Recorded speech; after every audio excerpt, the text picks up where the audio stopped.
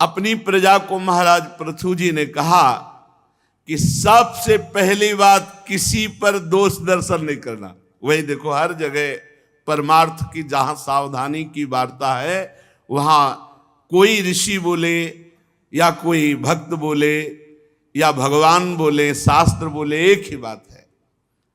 ध्यान दीजिए, कल की चर्चा में था कि महाराज पृथु ने अपनी प्रजा को कहा, मैं हाथ जोड़कर निवेदन करता हूं, यदि आप बात मानेंगे तो आप हमारे ऊपर बड़ी कृपा करेंगे, बड़ा अनुग्रह करेंगे। पहली बात यह कि आप किसी पर दोष दर्शन ना करें। दूसरी बात, हृदय में निरंतर भगवान का नाम जप करें। तीसरी बात, जो भी कर्तव्य कर्म करते हैं भगवान को समर्पित कर दीजिए, इससे सर्वलोक महेश्वर भगवान प्रसन्न हो जाएंगे, भगवत प्राप्ति आपको हो जाएगी।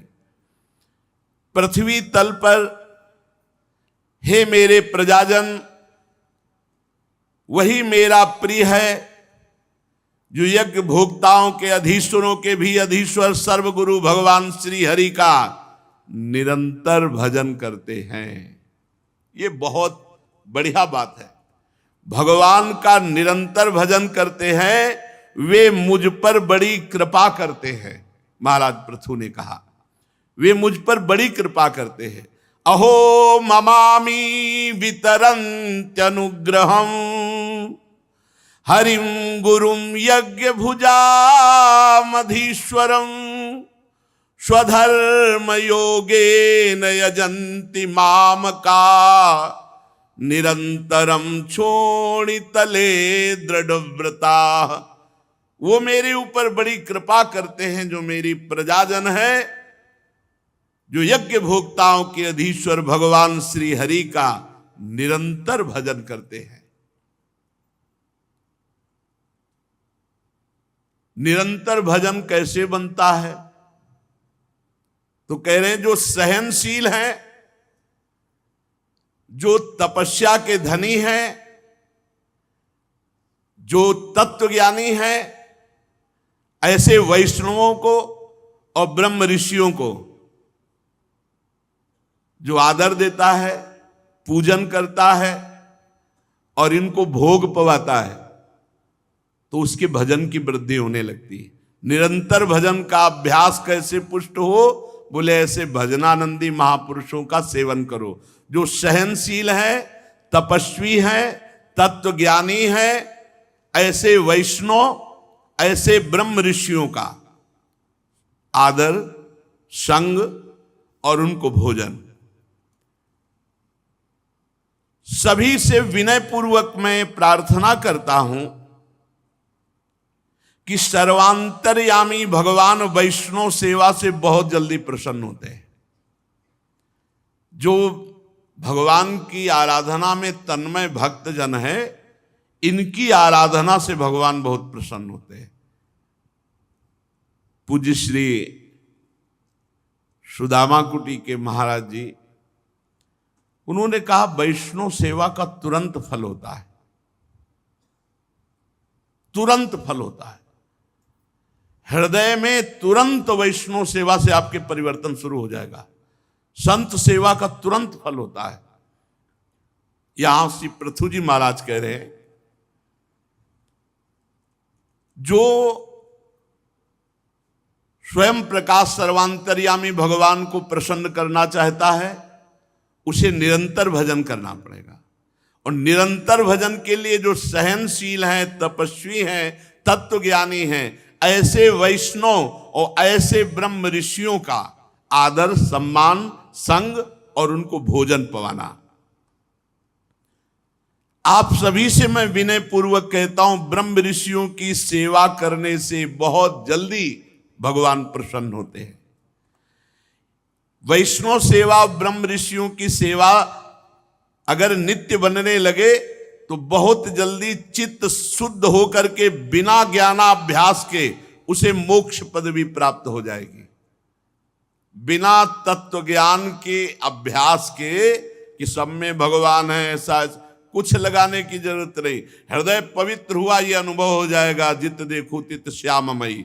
कैसे पवित्र होगा? पृथु महाराज अपनी प्रजा को कह रहे हैं, जो रोज संत सेवा करता है, वैष्णव सेवा करता है, ब्रह्म ऋषियों की सेवा करता है। इस लोक में वैष्णव और ब्रह्म ऋषियों से बढ़कर दूसरा कौन हो सकता है?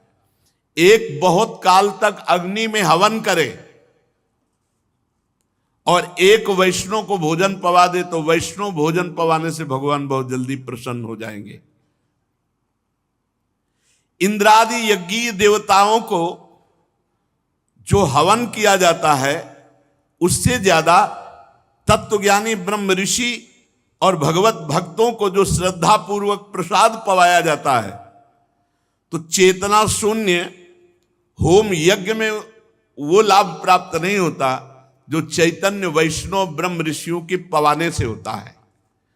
यद ब्रह्म नित्यम विरजम सनातनम श्रद्धा तपो मंगल मौन संयमई समाधिना बिभ्रतिहार्थ दृष्टये यत्रेदमादर्श इवाव भासते तेषामहं पाद सरोजुरेणुर् माया वहे आदि किरीट मायु यम नित्यदा बिभ्रत आसु पापम नश्यन्त्यमु सर्वगुणा भजन्ति गुणायनम शील धनम कृतज्ञम वृद्धाश्रयम संवृणितेनु संपदा प्रसीदताम ब्रह्म कुलम गवाम च जनार्दना सानुचरस्मह्यम। आहा, बहुत सुंदर बात कह रहे हैं। जैसे दर्पण साफ हो तो अपना प्रतिबिंब दिखाई देने लगता है, ऐसे ही जब हृदय निर्मल होता है तो ब्रह्म का साक्षात्कार स्वयं हो जाता, कोई प्रयास नहीं करना पड़ता।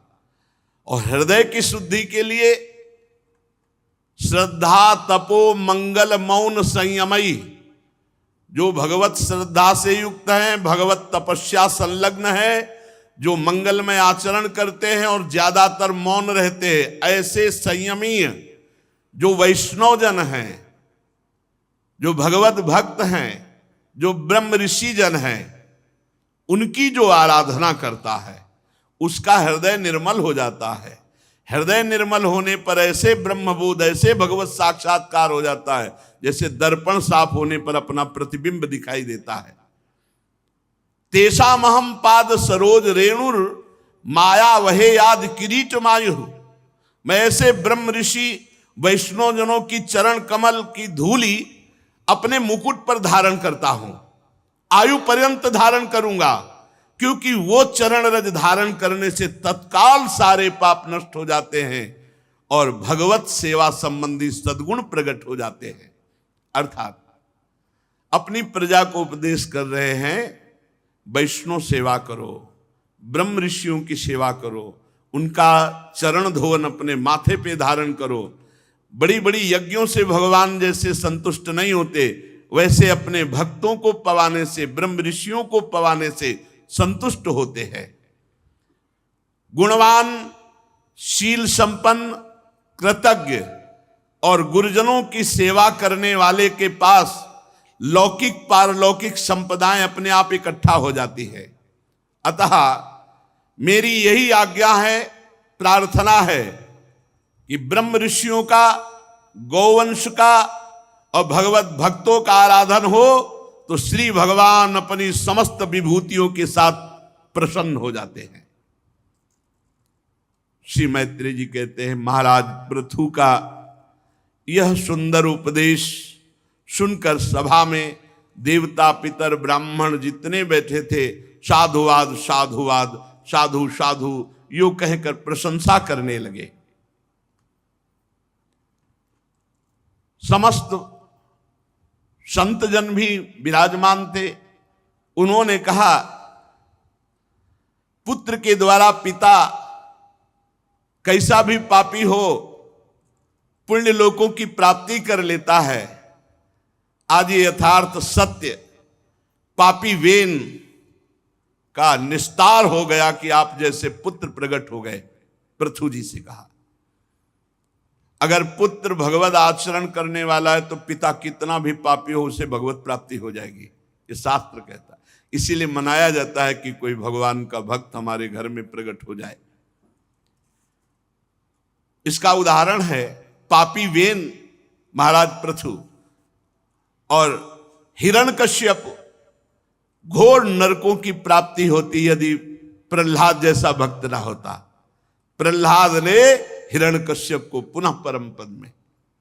वीरवर पृथु जी, आप तो भगवान श्री हरि की भक्ति में अविचल प्राप्त किए हैं। हम आशीष देते हैं आप बहुत वर्षों तक जीवित रहे और प्रजा का पालन करें, आपका सुयश हो, आप उदार कीर्ति हैं। ब्रह्मण देव भगवान श्री हरि की कथा में रुचि रखते हैं।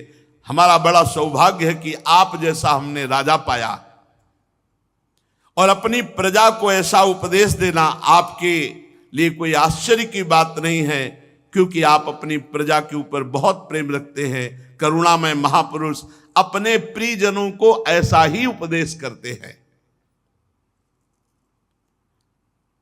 श्री मैत्रेय जी कहते हैं, जिस समय प्रजाजन पराक्रमी पृथ्वीपाल महाराज पृथु की प्रार्थना कर रहे थे, उसी समय एक घटना घटी। आकाश से एक तेज उतरता हुआ दिखाई दिया और उस तेजो पुंज में 4 मुनीश्वर, सनक, सनंदन, सनातन, सनत कुमार। देखो, जब भगवत आराधना होती है तो सब महापुरुष अपने आप दर्शन देने लगने, चाहे जितने बड़े महापुरुष हो। जब भगवान की आराधना हो रही तो वो सब दर्शन देते हैं। भाई जी महाराज को देवर्षि नारद, अंगिरा जी ऐसे प्रगट में जैसे कल आएंगे, ऐसी व्यवस्था थी कि 11 बजे देवर्षि नारद जी और मुक्का ऐसे जैसे निमंत्रण दे के बुलाया, ऐसे वो आए थे। आश्चर्य की बात नहीं है, सब महापुरुष हैं, पर आप जब तक भजन की ऊंचाई पर नहीं पहुंचते तब तक उन महापुरुषों को नहीं देख सकते। अभी पृथु जी से ये महात्मा जन कह ही रहे थे कि धन्य है आप जैसा पुत्र जो वेन का उद्धार कर दिया, जैसे प्रहलाद जी ने हिरण्यकश्यप का उद्धार किया। धन्य है क्योंकि आप हरि के चरणारविंद में अबाध भक्ति युक्त हैं। आप चिरंजीवी हों, बहुत वर्षों तक जीवित रहकर प्रजा का पालन करें। इतने में देखा आकाश से एक तेज उतर रहा है। वो तेज 4 मुनीश्वरों का, सनक, सनंदन, सनातन, सनत कुमार। महाराज पृथु देखते ही पहचान गए कि ये तो सिद्धेश्वर सनकादि है। आकाश से उतरकर महाराज पृथु के समीप ही राजा ऐसे जैसे किसी को प्राण मिल जाए, सनकादि की तरफ दौड़ पड़े और उनके चरणों में गिर पड़े, सनक, सनंदन, सनातन, सनत कुमार के चरणों में। फिर अर्घ पाद्य आदि विनयवश गर्दन झुकाए हुए विधिवत पूजा की, चरणोदक उतारा। सनक सनातन का जब सोचो, चरणोदक इन महापुरुषों का चरणोदक पिया, माथे पे अपने संपूर्ण जो अनुचर सबको चरणोदक। मान लो अगर संतों की चरण रज, संतों का चरणोदक पीते हो, छिष्ट पाते हो, भगवत प्राप्ति निश्चित। हम आपसे कई बार इसीलिए कहा, करोड़ों बार होती तो भगवान का जो रोज चरणामृत पीते हैं, प्रभु का चरणामृत पीते हैं, उनको भगवत प्राप्ति में कोई संशय है? अकाल मृत्यु हरणम सर्वव्याधि विनाशनम श्री कृष्ण पादोदकम पीत्वा पुनर्जन्म न विद्यते। कितने कितने बार जो रोज भगवान नाम जप करते हैं, चतुरासी जी का पाठ करते हैं, गोपाल शास्त्र नाम का पाठ करते हैं, भागवत का श्रवण करते हैं, भगवत प्राप्ति स्वाभाविक। बस हम अपनी दुराचार प्रवृत्ति जनित मन बुद्धि को रोक नहीं पा रहे, इसलिए अनुभव नहीं हो रहा है। सनकादि का चरणामृत होता है, ये बहुत अमोघ वस्तु है। जब हमारे पास चरणामृत पहुंचता है ना, तो ऐसे जैसे कोई बहुत बड़ी संपत्ति मिल जाती है, ऐसे लगता है ये संतों का चरणामृत है, ये ब्रजवासियों का चरणामृत। एकदम वो लिखे हुए ऐसे रोज दर्शन करते हैं, पात्र में से ब्रजवासियों का चरणामृत, संत चरणामृत, ऐसे रोज पान और रोज दर्शन, रोज प्रणाम। आप लोग भी करो। अगर इतना भी चरणामृत संतों को मिल जाए तो खूब उसमें सालों जल मिला करके पियो, चरणामृत ही रहता है। और संत बड़े कृपाल हो, चरणामृत मिल जाता है। अपने यहां तो प्रायः करुणा बरसती रहती है, संत भगवान ऐसे चरणा। तो अगर आप लोगों को लगे तो थोड़ा मांग लिया, मांगने से भी मिल जाए तो बहुत बड़ी बात। 2 बूंद ले लिया, उसी में 1 लीटर जल मिला दिया और रोज थोड़ा थोड़ा पान के, बहुत लाभ मिलता है, बहुत लाभ। चरणोदक को अपने सिर पर धारण किया, पान किया और ऐसे बड़ा लाभ। फिर जैसा संत पुरुषों से विनय पूर्वक व्यवहार किया जाता है, ये भगवान शंकर के अग्रज हैं, सनक सनंदन सनातन सनत कुमार। 4 स्वर्ण सिंहासन मंगाए, उन पर बैठाला, मानो मूर्तिमान तेजस्वी अग्नि बैठे हों। हाथ जोड़कर पृथु जी ने कहा, बहुत सुंदर चर्चा हुई है पृथु जी और सनकादि से। अब यह है कि इतनी उच्च कोटि की अध्यात्म की है कि आप एकाग्रता पूर्वक सुने तो लाभ मिलेगा। अहो आचरितम किम में मंगलम मंगलायना, यस्य वो दर्शनम ह्रासीत दुर्दर्शानाम च योगिभिः, किम तस्य दुर्लभतरम ही लोके परत्र च, यस्य विप्राः प्रसीदन्ति शिवो विष्णुश्च शानुगः। मंगल मूर्ति मुनीश्वरों, आपका दर्शन तो योगियों के लिए भी बड़ा दुर्लभ है। भला मुझ जैसे से क्या पुण्य बन सकता है जो आप दर्शन देते हैं? ये तो आपकी अहेतुकी कृपा है कि आपने आकर दर्शन दिया। पर हम ये कह सकते हैं, जिस पर वैष्णव प्रसन्न हैं, जिस पर ब्रह्म ऋषि प्रसन्न हैं और अनुचरों के साथ भगवान शंकर प्रसन्न हैं या भगवान श्री हरि प्रसन्न हैं, उन्हीं को ऐसा सौभाग्य मिल सकता है, अन्यथा नहीं। इस दृश्य प्रपंच के कारण जैसे महातत्वाद यद्यपि सर्वगत हैं तो भी सर्वसाक्षी आत्मा को नहीं देख सकते। इसी प्रकार आप जैसे सिद्ध पुरुष यहां लोक में विचरण करते रहते हैं, पर जो भजन नहीं करते हुए अनाधिकारी लोग आपको नहीं देख सकते। बड़े बड़े सिद्ध विचरण करते हैं, अनाधिकारी लोग नहीं देख सकते।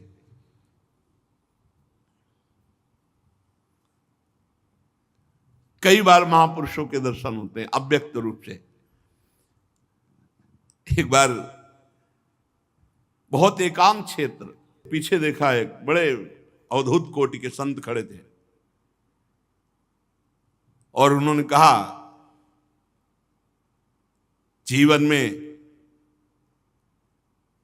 3 बातें सदैव याद रखना, बिना किसी प्रश्न के, बिना ऐसे। बड़े अवधूत कोटि के महापुरुष एकाग्रता पूर्वक उन 3 बातों को पहली बात, कभी भगवान का विस्मरण मत करना।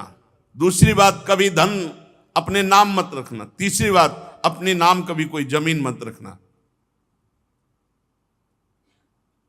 महापुरुष जन जब देखते हैं कि इस साधक में भगवत प्राप्ति की लालसा है तो आगे से आगे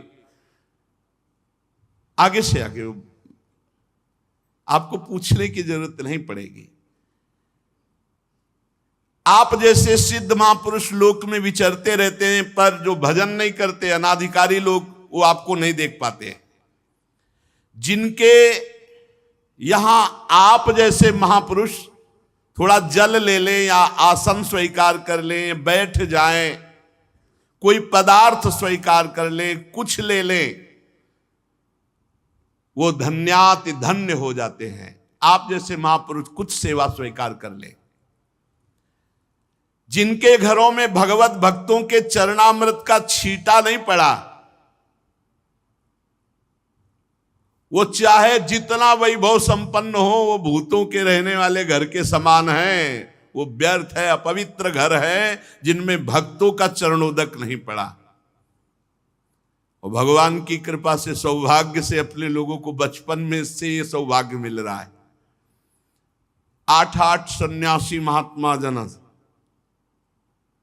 जहां दूर से दंड लिए दिखाई दे तो दौड़ो स्वामी जी आ रहे, सब साष्टांग दंडवत, थाली लोटा जो कुआं से जल निकाल के सबके चरणोदक धोना, और फिर पान करो, माथे पे डालो, छिड़के आओ पूरे घर में, फिर उसको पात्र में रख लिया जाता, रोज पवाया। वही सब प्रभाव संतों का चरणामृत का। जिनके घरों में संतों का भक्तों का चरणामृत नहीं छीटा पड़ता, वो बड़े बड़े समृद्धियों से संपन्न होने पर भी जिन घरों में भूत रहते हैं ऐसे वो घर हैं, अपवित्र हैं। या जिन खोखले पेड़ों में सांप रहते हैं वो अपवित्र। ऐसे हे मुनीश्वरों, कैसे कहूं कि आपका स्वागत है। स्वागतम वो द्विज श्रेष्ठा यद व्रतानि मोक्षवा चरंति श्रद्धया धीरा बाला एवं बृहंति च। क्योंकि आपने बाल्यावस्था में ही ब्रह्मबोध प्राप्त कर लिया। आप अखंड ब्रह्मचारी हैं, आपका ब्रह्मचर्य अखंड है, आप सदैव अपने स्वरूप में स्थित रहते हैं। स्वामियों, हम लोग तो अपने कर्मों के वशीभूत होकर इस विपत्ति के क्षेत्र रूप संसार में केवल इंद्रिय संबंधी भोगों को ही पुरुषार्थ मानकर भोग रहे हैं। आप कृपा करके बताइए, प्रश्न है, जो इस संसार में इंद्रिय भोगों में ही केवल सुख मानकर फंसे हैं, उनका कल्याण कैसे होगा?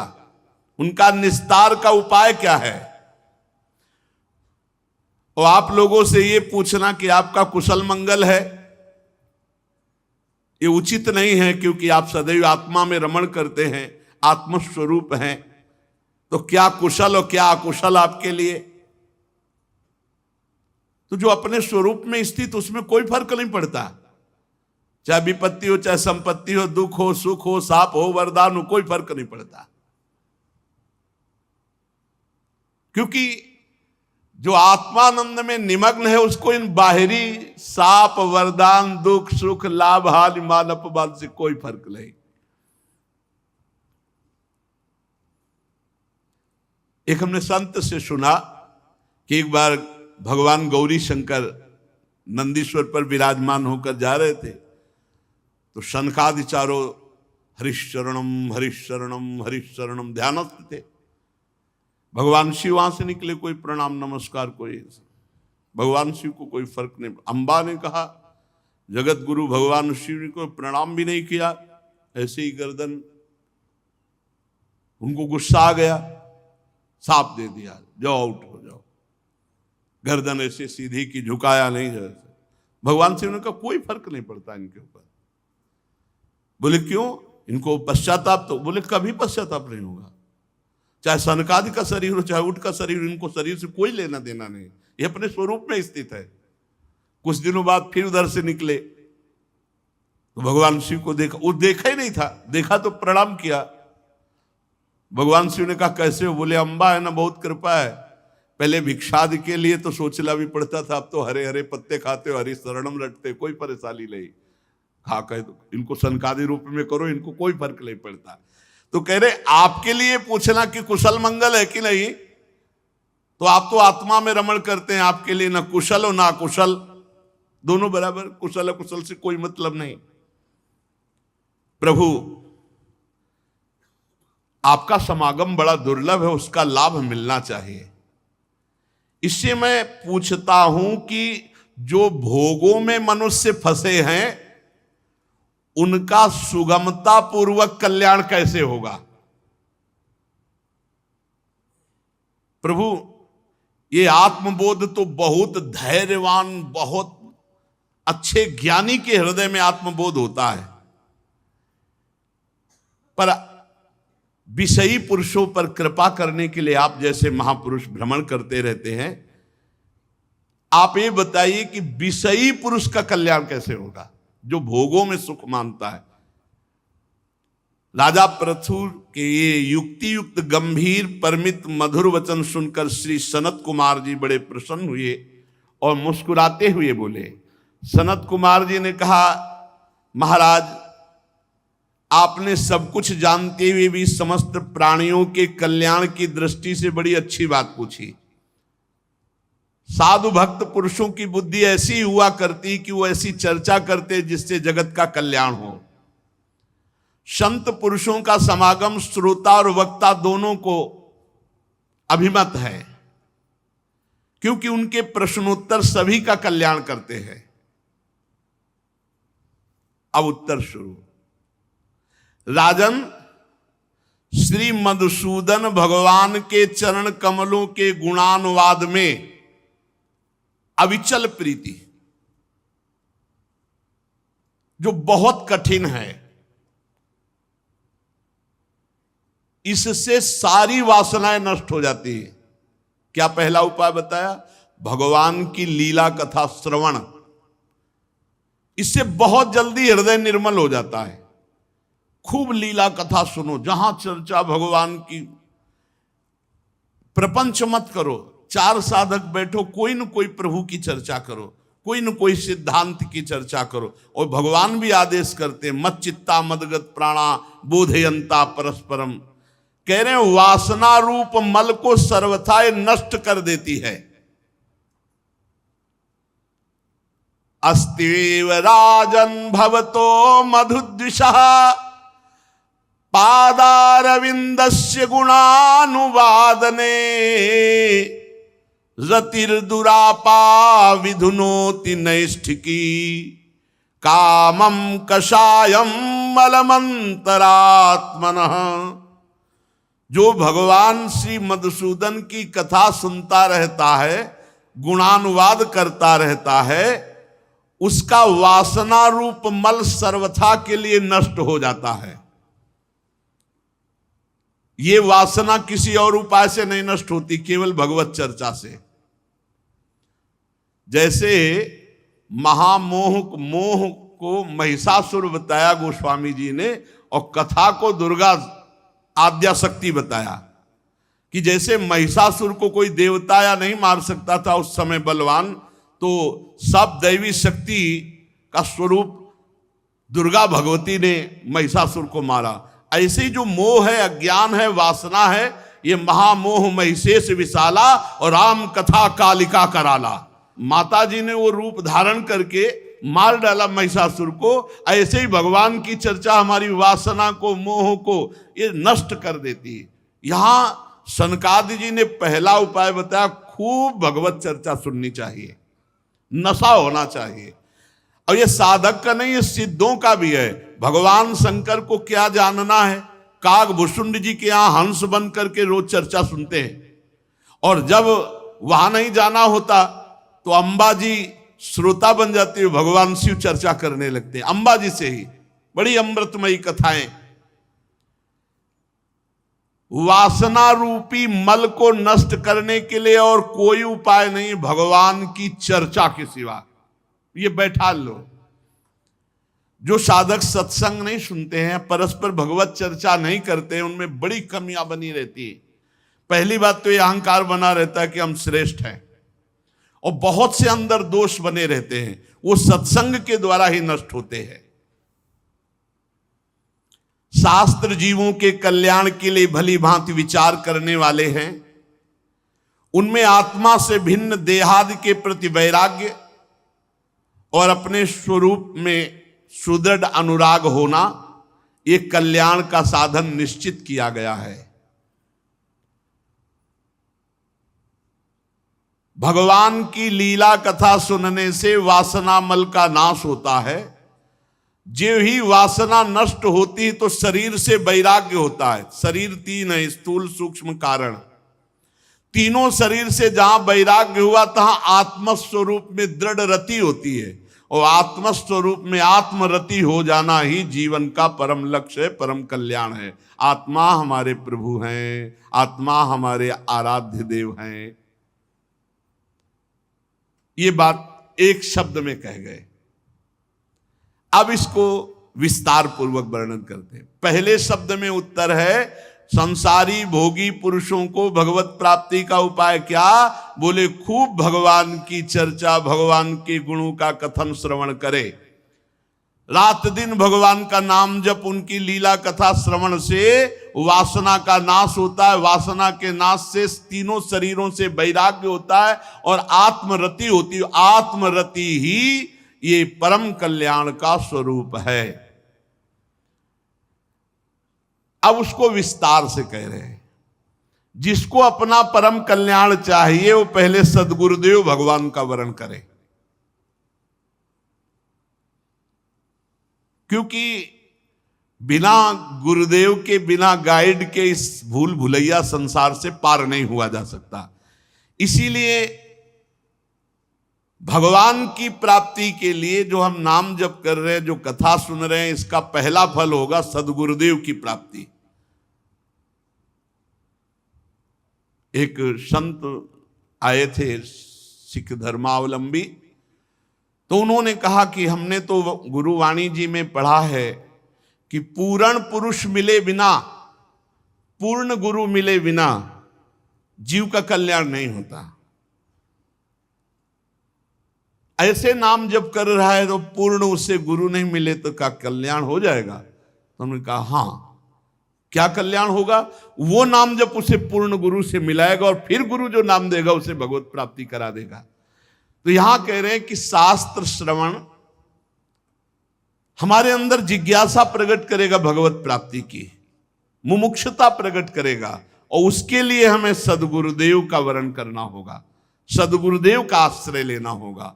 बिना सद्गुरुदेव के चाहे शिव बिरंच सम होई, गुरु बिनु भव निधि तरे न कोई। सद्गुरुदेव शास्त्र के सूक्ष्म वचनों को अनुभव करके बोलते हैं, तो उनके वचनों में विश्वास रखना होगा। जो हमारे गुरुदेव कहें उनके वचनों पर बिल्कुल दृढ़ विश्वास, और जो गुरुदेव भागवतिक आचरण का उपदेश करते हैं वैसे ही आचरण करें। फिर गुरुदेव से जिज्ञासा करें, भगवत प्राप्ति संबंधी जो संशय हो, जो प्रश्न हो, अपने गुरुदेव से उनका उत्तर ले। गुरुदेव के द्वारा जो निष्ठा जागृत होती, कई तरह की निष्ठा होती, धाम निष्ठा, नाम निष्ठा, गुरु निष्ठा, सेवा निष्ठा, योग निष्ठा, ज्ञान निष्ठा, भक्ति निष्ठा, बड़ी निष्ठाएं होती। तो गुरु के द्वारा प्राप्त निष्ठा युक्त हो, और निष्ठा से योग योगेश्वर भगवान की उपासना में। और जो लोग केवल धन, इंद्री, स्त्री इसी में आसक्त हैं, भोगों में, उनसे दूरी बनाकर रखे, इनसे गोष्ठी न करे, इनसे मिले न, बहुत जहरीला स्वभाव होता है। अर्थेंद्रिया राम संगोष्ठो तृष्णया। अगर ऐसे इंद्रिया रामी पुरुषों से मिलोगे तो भोगों की तृष्णा तुम्हें परेशान कर देगी। सद्गुरु का वरण, उनके वचनों पर विश्वास, उनके द्वारा बताए हुए भक्ति के क्रियात्मक आचरण, उनसे प्रश्न उत्तर, जो भी आपके अंदर संशय हो, फिर उनके द्वारा प्राप्त निष्ठा, धाम निष्ठा, नाम निष्ठा, गुरु निष्ठा, सेवा निष्ठा, योग निष्ठा, जो निष्ठा का अधिकारी, उससे योग योगेश्वर भगवान श्री हरि की उपासना, और फिर धन, अर्थेंद्रिया राम संगोष्ठ तृष्णया। जो अर्थ और इंद्री के भोगों में, सहवास आदि में सुख रखने वाले जन हैं, इनसे कभी भी गोष्ठी न करें, इनसे कभी न मिले। यदि भगवत प्राप्ति करना है तो दूरी बना के रखना होगा, शास्त्र कह रहा है।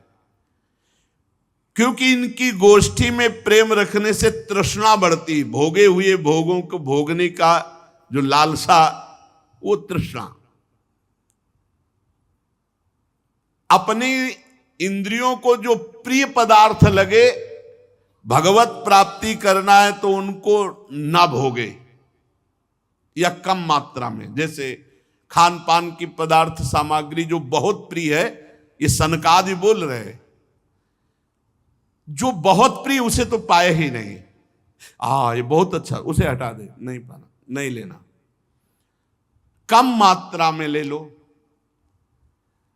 और भगवत नामामृत का पान करना, हर समय नाम जप करना।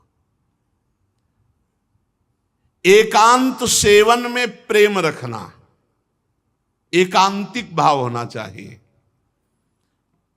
कुछ समय ऐसा होना चाहिए अपनी कुटिया में एकांत, शांत, भगवत चिंतन परायण। जब नाम और ऐसे आचरण करोगे तो फिर अपने आप एक लगन लग जाती है, नींद नहीं आती। भजन की जो प्रियता वो नींद नहीं आने देती। जब सब सो रहे होते हैं तो वो जग कर भजन करता है, अधिक से अधिक नाम जप, अधिक से अधिक मंत्र जप इकट्ठा करता है। नाम जप, मंत्र जप, उसकी लग। अब ऐसा लग रहा है कि मन नहीं लग रहा मंत्र में, नाम जप शुरू हो गया। धीरे धीरे दरवाजा बंद है, अपने रात्रि में जोई जोई प्यारो करे सोई मोहे भावे, 50 पद 60 पद। अब थक गया, पद से थक गया, अब मंत्र में लग, फुर्सत ही नहीं है।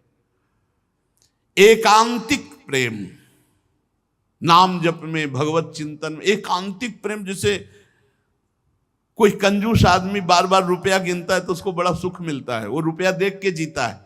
जो लोभी होता है, धनी कंजूस, वो बार बार गड्डी देख करके जीता है, छू के जीता है, फिर गिन के देखता है, गणना में सुख में। ऐसे ही बार बार नाम जप, बार बार भगवत चिंतन। कल इतना जप हुआ था, आज इतना जप हुआ, रात्रि में चुरा के जप कर रहा है, कोई जान ना पावे। और बड़ा अच्छा लगता है जब सब सो रहे होते हैं, शांत समय, केवल मंत्र की ध्वनि और या घड़ी की वो टिक टिक, दो ही सुनाई देते हैं। वो घड़ी लगी होती है ना, तो अब उसकी वो टिक टिक और मंत्र, बस दो ही आवाजें होती है। एकांत सेवन में, और किसी भी जीव को किसी भी तरह से कष्ट ना देने का नियम। सदैव भगवत प्राप्ति के लिए अनुसंधान करते रहना।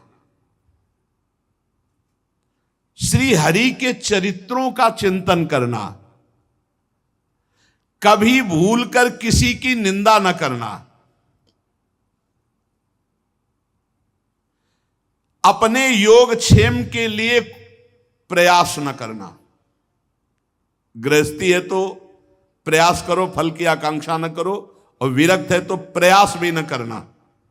योगक्षेम अपने आप, अपने आप सच्ची मानिए, अपने आप योगक्षेमम वहाम्यहम्। और गृहस्थी है तो कर्तव्य करो, फल की आकांक्षा मत करो, बहुत जल्दी सिद्धावस्था प्राप्त होती है।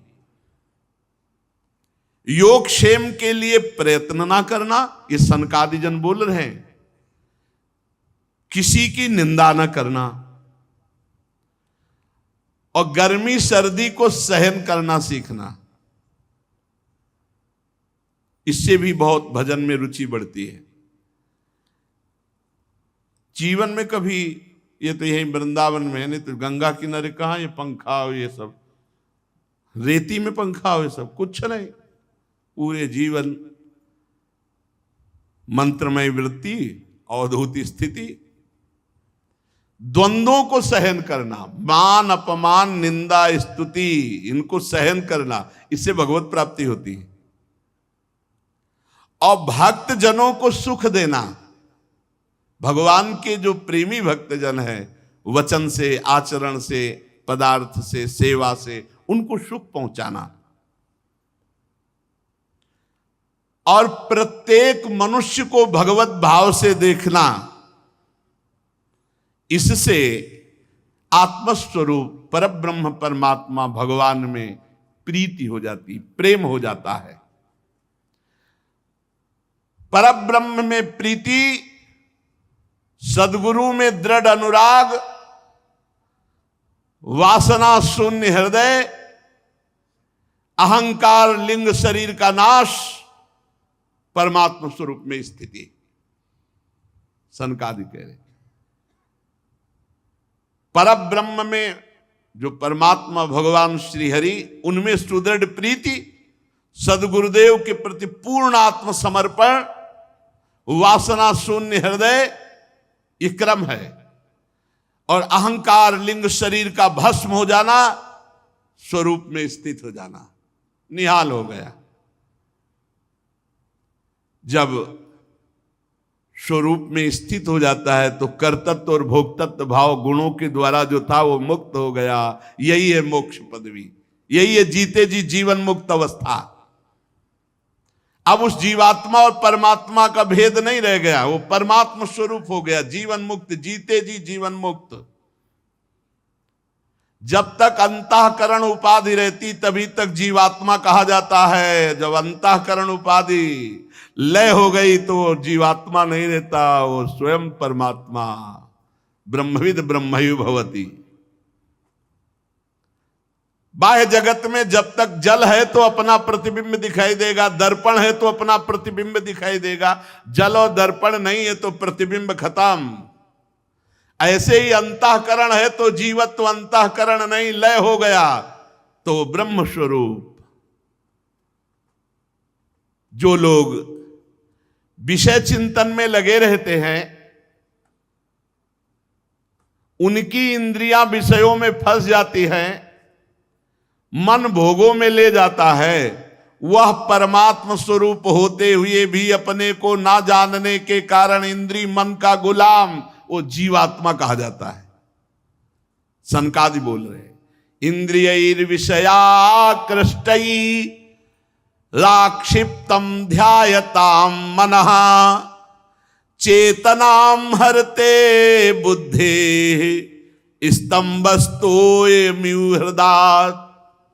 उसकी चेतना हरण हो जाती है कि मैं परमात्मा स्वरूप हूं।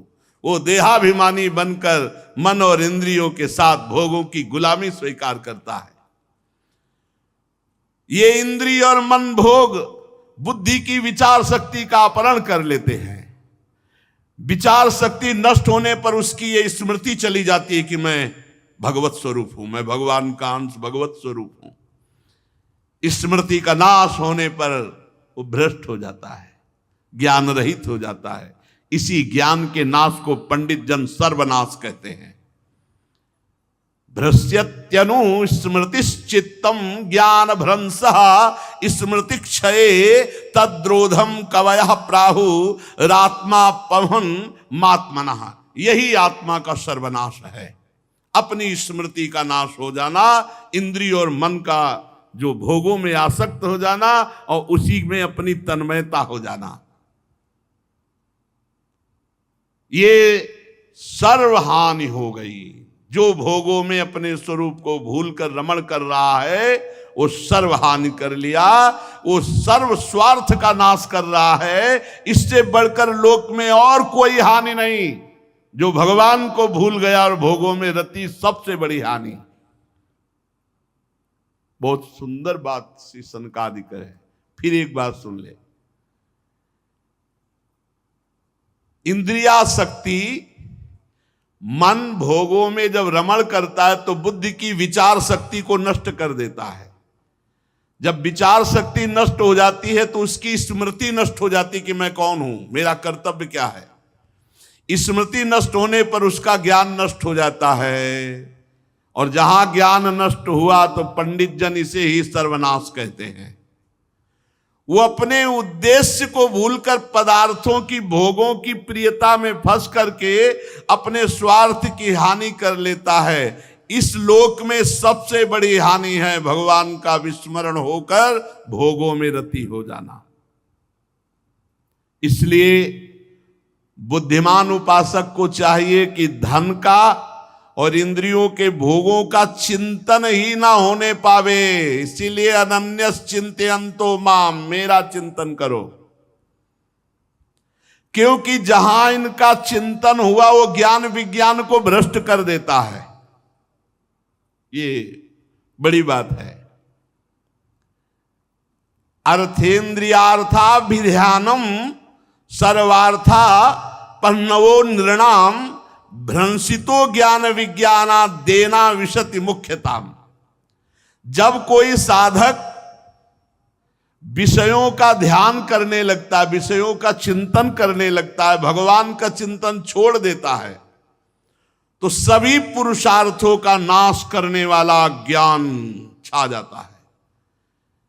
विषयों का चिंतन सब ज्ञान विज्ञान को नष्ट कर देता है। जो विषयों का चिंतन करते हुए मरता है वो वृक्ष आदि योनियों को प्राप्त होता है, स्थावर योनियों को प्राप्त होता है। इसलिए जिसे अज्ञान अंधकार से पार होने की इच्छा है उस पुरुष को चाहिए कि प्रभु का विस्मरण ना होने पावे, भोगों का स्मरण ना होने पावे, हर समय राधा राधा राधा राधा। क्योंकि ये भोगों का चिंतन ही धर्म अर्थ काम मोक्ष की प्राप्ति में बाधा खड़ी कर देता है। जो विषयों का चिंतन करता है उसे सदा भय लगा रहता है। जो विषयों का चिंतन करता है उसे उत्तम मध्यम अधम ये दिखाई देता है। जो विषयों का चिंतन करता है ऐसा कोई भी नहीं है जो कुशल से रह सके। काल भगवान उनकी सारी कुशलता को नष्ट कर देते हैं जो विषयों का चिंतन करता है। हे राजन, तुम वही हो ऐसा चिंतन करो, क्योंकि शुद्ध ब्रह्मबोध संपन्न महापुरुष है। देह नहीं, इंद्री नहीं, तुम प्राण नहीं, तुम बुद्धि नहीं, तुम अहंकार से आवृत अंतःकरण नहीं, तुम वही हो, मैं ही मैं हूं ऐसा चिंतन करो। ये शुद्ध ज्ञान का स्वरूप है। सोहमस्मि तत्वम नरेंद्र जगतामथ तस्थुषाम च देहेन्द्रियास्तुधिष्णात्म भिरा वृता नाम या क्षेत्र वित्त पतया हृदय विश्वगावि प्रत्यक्षकास्त्य भगवास्तमवे सोहमस्मि सोहमस्मि सोहमस्मि वही मैं हूं। जिस प्रकार माला का ज्ञान हो जाने पर, जैसे माला पड़ा हो टेढ़ा तो दिखाई देगा, सर्प बुद्धि नहीं रहती, वैसे ही स्वरूप का ज्ञान हो जाने पर ये जगत बुद्धि खत्म हो जाती है, नानात्व तो खत्म हो जाता है। बड़े बड़े संत महात्मा जिनके चरण कमलों की अंगुली दल की छिटकती हुई छटा का स्मरण करके इस अज्ञान रूपी हृदय ग्रंथि का भेदन करके छिन्न भिन्न कर डालते हैं। बड़े बड़े सन्यासी जन जिनको रिझाने के लिए आराधना करते हैं, उन भगवान वासुदेव का भजन करो। दो मार्ग तत्काल बता रहे। एक बता रहे तुम देह नहीं हो, इंद्री नहीं हो, प्राण नहीं हो, बुद्धि नहीं हो, अहंकार से आवृत अंतःकरण नहीं हो, तुम वही हो, मैं ही मैं हूं। और दूसरा कह रहे, क्योंकि हर साधक संत महात्मा जिनके चरण कमलों के अंगुली दल की छिटकती हुई छटा का स्मरण करके अहंकार रूपी हृदय ग्रंथि का छिन्न भिन्न भेदन कर डालते हैं, उन भगवान श्री कृष्ण का तुम भजन करो। जो लोग मन और इंद्री रूपी मगरों से भरे हुए संसार सागर को योग आदि के द्वारा पार करना चाहते तो पार करना बहुत कठिन है, लेकिन जो कर्णधार रूपी श्री हरि का आश्रय लेकर उनकी आराधना रूपी नौका पर बैठ जाते हैं, वो इस भव समुद्र को सहज में पार कर जाते हैं। ये बढ़िया मार्ग, भगवान का आश्रय लेकर भगवान का नाम जप करते हुए संसार समुद्र से पार हो जाते सहज में। ब्रह्मा जी के पुत्र आत्मज्ञानी सनत कुमार जी ने इस प्रकार महाराज पृथु को उपदेश किया। राजा पृथु ने कहा, भगवान दीन दयाल भगवान हरि ने तो पहले ही हम पर कृपा की और पूर्णता आज हुई आपके संयोग से। आप पधारे, हम पूर्ण हो गए। आज हरि ने कृपा की और पूर्णता आज हुई। सनक सनंदन सनातन सनत कुमार जी से कह रहे आपके दर्शन से।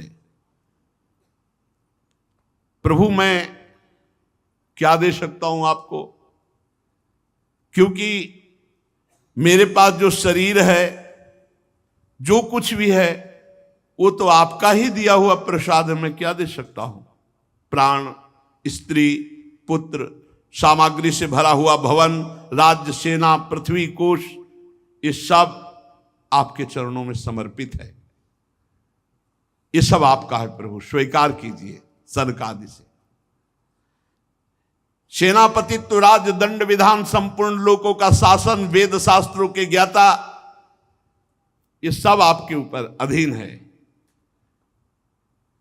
जो वैष्णव जन है, जो ब्रह्म ऋषि जन है, महात्मा जन है, वो किसी का दिया नहीं खाते, वो अपना खाते हैं, अपना पहनते हैं, अपनी वस्तु दूसरों को दान देते हैं, और पूरा संसार उनका दिया हुआ खाता है। महाराज पृथु सनक सनंदन सनातन सनत कुमार से कह रहे, स्वयमेव ब्राह्मणो भुंक्ते स्वम वस्ते स्वम ददाति च तस्यैवानुग्रहेणान्नम भुंजते क्षत्रियादया। ये जितना लोक है, ये ऋषि मुनि और संत महात्माओं के द्वारा दिए हुए खाता है। बड़ा रहस्यमयी बात कह रहे। ये जो ब्रह्म ऋषि जन है अपना खाते हैं, अपना पहनते हैं, और जो अन्य लोग हैं वो सब उनके द्वारा दिया हुआ खाते हैं। अगर वो ना हो, वो तपस्या ना करे, भजन ना करे, सब लोक नष्ट हो जाए। आप वेद के पारगामी, अध्यात्म तत्व का निश्चय किए हुए महापुरुष हैं। आपका दर्शन अभेद भक्ति की उपलब्धि कराता है। आप परम कृपालु हैं, आप दीनों का उद्धार करने वाले हैं। आप अपनी कृपा से संतुष्ट हो जाएं। आपको कोई इस उपकार का बदला दे सके ऐसा कुछ नहीं है, क्योंकि इसके लिए प्रयत्न करना अपनी हंसी उड़ाना है। कहां आपका आत्मबोध और कहां जागतिक वस्तुएं। प्रभु मैं आपको कुछ नहीं दे सकता, फिर भी ये सब कुछ आपको समर्पित है। सनकादि जी ने पृथु जी के इस उदार स्वभावशील की प्रशंसा की, और सबके सामने देखते देखते अंतर्ध्यान हो गए। सनक सनंदन सनातन सनत कुमार महात्माओं में अग्रगण्य महाराज पृथु उनसे आत्मोपदेश पाकर चित्त की एकाग्रता से आत्मा में स्थिर रहने के कारण ऐसा अनुभव हुआ कि मैं कृतकृत्य हो गया हूं। आहा, सनकादि के सत्संग से ऐसा अनुभव हो गया कि अब मैं कृतकृत्य हो चुका हूं। आत्मनिष्ठा समस्त कर्तव्य कर्मों की पूर्ति। महाराज पृथु के 5 पुत्र हुए, विजिताश्व, ध्रुमकेश, हर्यक्ष, द्रविण और वृक। महाराज पृथु ने अपने बड़े पुत्र विजिताश्व को राज्य समर्पित किया, और अब सनकादि के उपदेश से अब ये राजपाट अच्छा नहीं लगा। यही है महापुरुषों का संग। पृथ्वी का भार विजिताश्व को, और आप अपने बाल खोल लिए, अवधूत की तरह तपोवन के लिए निकल पड़े। कठोर तपस्या, कुछ दिन तो कंदमूल फल खाकर बिताया, फिर उनको भी छोड़ दिया, जल पर रहे। इसके बाद जल को भी छोड़ दिया, वायु पर रहे। वायु भक्षस्ततः परमम, शरीर को गर्मी में तपाते, कभी छाया में नहीं बैठते। वर्षा होती तो खुले मैदान में वर्षा सहते, और सर्दी के दिनों में गले तक जल में खड़े होकर मंत्र जाप करते, और मिट्टी में ही शयन करते। सब प्रकार के द्वंद्वों का सहना, वाणी से मौन, ब्रह्मचर्य का पालन, कठोर तप महाराज पृथु ने सनकादि की मिलने के बाद राजपाट त्याग करके जंगल में किया। समस्त वासना जनित कर्म बंधन तो कट ही चुके थे। सनत कुमार के सत्संग से परमोत्कृष्ट अध्यात्म योग की प्राप्ति हो गई थी, अंतःकरण शुद्ध हुआ, देहात्म बुद्धि निवृत्त हुई, सामने परमात्मा श्री कृष्ण की अनुभूति हुई। अंतर में ब्रह्मबोध, बाहर में भगवत साक्षात्कार, श्री कृष्ण की अनुभूति हुई। बड़ी अद्भुत स्थिति महाराज पृथु जी की। अंदर से ब्रह्मबोध और बाहर से श्री कृष्ण साक्षात्कार। बस श्री कृष्ण का दर्शन करके स्वरूप में स्थित होकर वीरवर पृथु ने अपने चित्त को एकाग्र किया और अपना शरीर त्याग दिया। बाहर श्री कृष्ण साक्षात्कार, अंदर श्री कृष्ण ब्रह्मबोध स्वरूप से, और अपने शरीर का त्याग कर दिया। अपने अपने तत्व जो पांचभौतिक मिल गए। जब महाराज पृथु की पत्नी महारानी अर्ची जो उनके साथ गई थी, उन्होंने कभी भूमि में पैदल भी नहीं चली थी, पर जैसा उनके पति वैसे ही उन्होंने अपने शरीर को कष्ट दिया।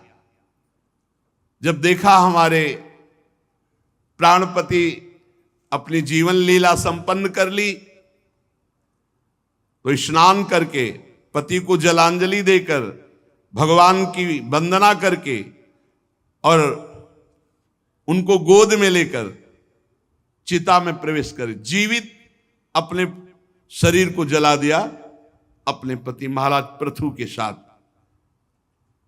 समस्त देवियां आकर के पुष्प वर्षा करने लगी और विनय किया अर्ची महारानी की कि आप अद्वितीय हैं। इस लोक में आपने अपने पति का अनुसरण किया और परलोक में भी अब आप पति के पास ही पहुंच जाएंगी, क्योंकि पति के लिए अपने शरीर को भस्म कर दिया। उनकी चिता गोद में लेकर और आग में प्रवेश कर गई। देवियों ने अर्ची जी की वंदना की। भगवान के जिस परम धाम को महाराज पृथु गए थे, वहीं महारानी अर्ची भी पहुंच गई।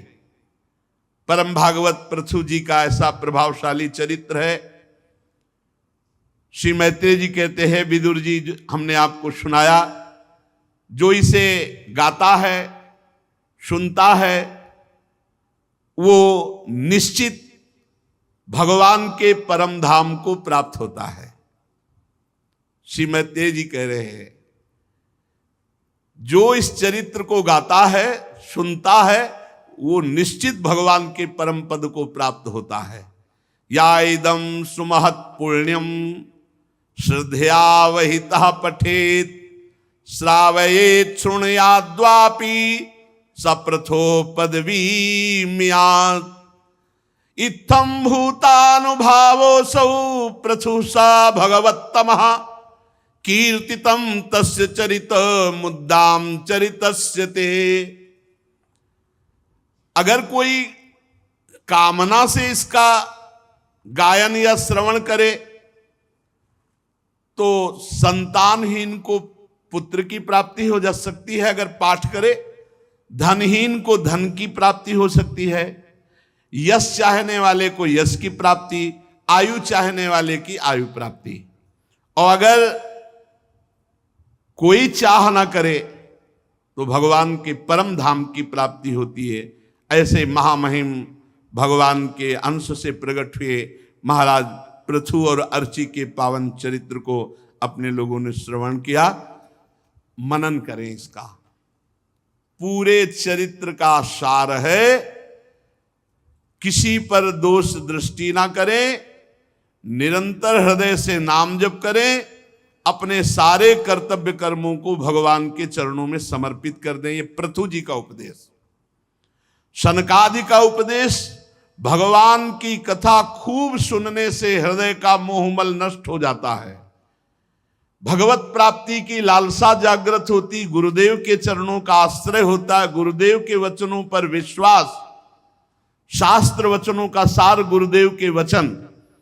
गुरुदेव जो भक्ति की क्रियात्मक शिक्षा, भागवत धर्म के आचरण का उपदेश करते हैं, उसका अक्षरशः पालन, किसी की निंदा न करना, किसी का अपमान न करना, निरंतर नाम जप करना, भगवत चिंतन करना, इसी से घोर वैराग्य प्रकट होता है। और वैराग्य से तीनों शरीरों का राग नष्ट होता है, आत्मबोध हो जाता है, भगवत साक्षात्कार होता है, जो चाहे वो प्राप्त हो जाता है। पर सावधानी, सनकादि ने कहा, जो विषया इंद्रिया अभिरामी हैं, जो इंद्रियों के भोग में मन के द्वारा चिंतन विषयों का करते हैं और क्रियाएं कर, ऐसे लोगों के संसर्ग से बचें, क्योंकि ये हमारे साधना को चौपट कर देंगे, ये हमारे ज्ञान विज्ञान की चेतना को नष्ट कर देंगे, ये हमारी अखंड भगवत स्मृति में बाधा पहुंचा देंगे। हम मनन करके आचरण में उतारे, और ये तो छोड़ दीजिए कि हमें भगवत प्राप्ति होगी कि नहीं। कितने ऐसे चरित्र आप सुनेंगे जिनका परिणाम है सुनने मात्र से भगवत प्राप्ति। ये हम तो नहीं कह रहे ना, ये भगवान व्यास देव जी लिख रहे हैं, श्री सुखदेव जी कह रहे हैं। तो जब रजिस्टर हमारा देखा जाएगा ना, तो बहुत ऐसे प्रमाण है जिनमें हमें भगवत प्राप्ति हो जाएगी।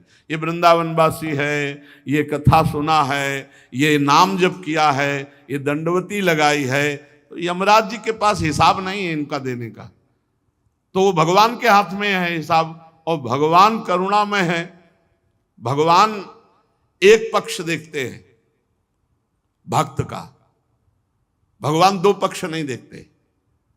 जब भगवान के पास हिसाब जाता है तो भगवान एक पक्ष देखते, जन अवगुण प्रभु मान न खाऊ, वो ये नहीं देखते।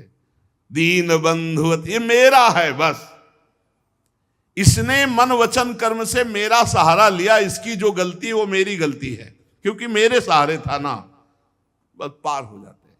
अपने को भगवत प्राप्ति की चिंता नहीं करनी, अपने को भगवत चिंतन करना है। पूज्य श्री भाई जी हनुमान प्रसाद पोद्दार जी कहते हैं, उत्तम भागवत वो है जो किसी बात की चिंता ना करके हर समय भगवत चिंतन में रहता है। भगवत चिंतन क्या चाहिए? कुछ नहीं, भगवत प्राप्ति नहीं, बार बार जन्म मरण हो, हमें इससे भी मतलब नहीं, इससे भी मतलब। कितनी मस्ती है यार, कितनी मस्ती है। अपने लोग हाय हाय, मतलब किसी की बातें सुनकर ऐसा लगता है कितना डूबा हुआ है चिंता में। अरे फिर काहे के शरणागत, अपनी चिंता। हमारे पास इतने औषधियां हैं कि भवरोग तो जड़ मूल से नष्ट हो ही जाएगा। एक बार जिसने भगवान का नाम ले लिया, एक बार जिसने भगवान का नाम सुन लिया, दुर्गति शब्द से बच गया। एक बार जिन नाम ली हित सु होए, एक नाम त्रैलोक हितारे। हम ऐसे भगवान के दास हैं। तो बोले निरंतर के लिए क्यों कहते हैं? अरे इतना कीमती, हम एक बार जिसकी महिमा है ऐसी, तो हम बार बार जप करके उनका साक्षात्कार इसी जन्म में करेंगे। अंतिम परिणाम की फाइनल की नहीं, वहां हमको रजिस्टर ही गायब करवा देना है। इतना नाम जप करना है कि यमराज रजिस्टर बंद करके और भगवान के पास भेज दे कि अब हमारे से आगे केस बढ़ गया।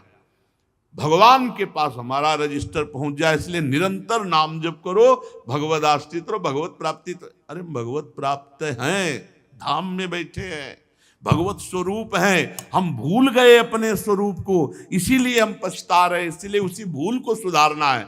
नाम जप, जहां तक हो सके विषयी पुरुषों से बचो, हर समय भगवान के चिंतन में जैसे हमारी वृत्ति बढ़े वही संग करो, वही शास्त्र पढ़ो, वही आचरण करो, बढ़िया आनंद है। अभी अभी जीवन मुक्त हो यार, कोई बांधे नहीं है। तुम फंसे हो, भगवान ने नहीं फंसा, तुम फंसे, तुम्ही को मुक्त होना है। तुम इसके बिना नहीं रह सकते, इसके बिना नहीं रह सकते, इसके बिना नहीं रह सकते। वो बड़े कृपालु है, पूरा बगीचा रच दिया।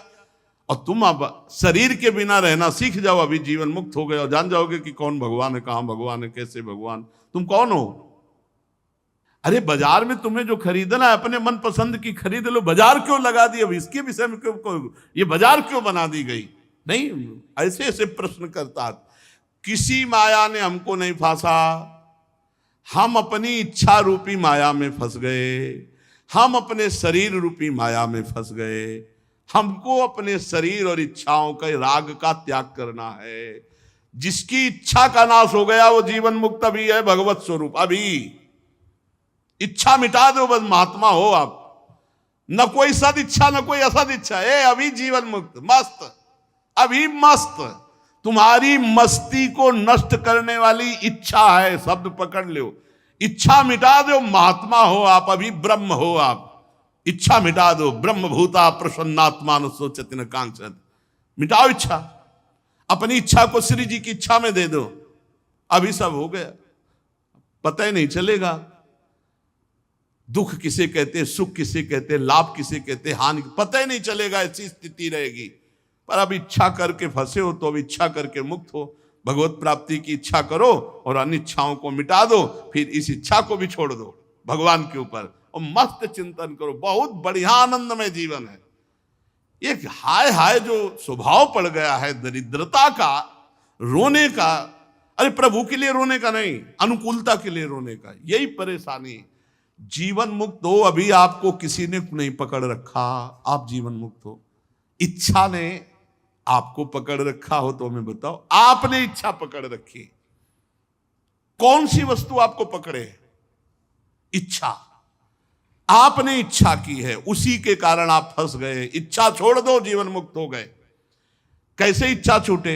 अब भगवत प्राप्ति की इच्छा करके साधन करो, सब इच्छाओं को मिटा दो, खत्म। कुछ नहीं, अब भी आप निर्विकार हैं, अब भी आप निष्पाप हैं, अब भी आप परमात्मा स्वरूप हैं। पर यह अनुभव कैसे हो? क्योंकि इच्छाओं का जाल बिछा हुआ है। इच्छाओं को नष्ट कर दो, बस महात्मा हो गए। परमात्मा और जीवात्मा इतना अंतर है, वो इच्छा रहित है और ये इच्छा सहित है। इच्छा रहित हो जाए तो दो है ही नहीं। जैसे दर्पण हटा दो, जल अगर नहीं है तो आपको अपना प्रतिबिंब नहीं दिखाई देगा, दर्पण नहीं है तो प्रतिबिंब नहीं दिखाई देगा। इच्छा नहीं है तो जीवात्मा नहीं है, वही है वही।